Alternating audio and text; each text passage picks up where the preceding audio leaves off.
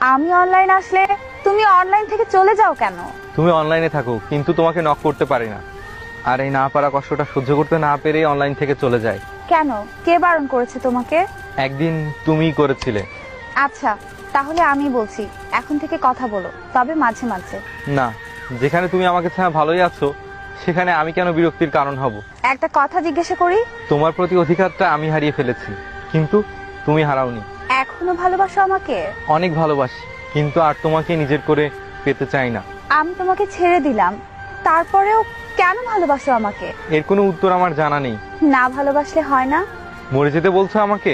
ক্ষমা করে দিও আমাকে। তোমার উপর তো আমার কোনো রাগ অভিমান নেই, তাহলে কিসের ক্ষমা? কষ্ট পাও না আমার জন্য? কেন কষ্ট পাবো? তুমি তো ভালোই আছো, আর তুমি ভালো থাকলে আমি সব কষ্ট মেনে নিতে রাজি। তুমি অনেক ভাগ্যবতী। কেন? এখন যে ছেলেকে ভালোবাসো তার জীবনে তুমিই প্রথম।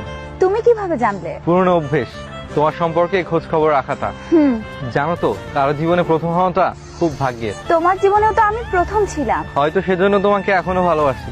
হঠাৎ তুমি আগের মতো হাসো না কেন? নিজের যত্ন নাও না কেন? দ্রুত জীবনটাকে শেষ করে দিতে চাই, তাই।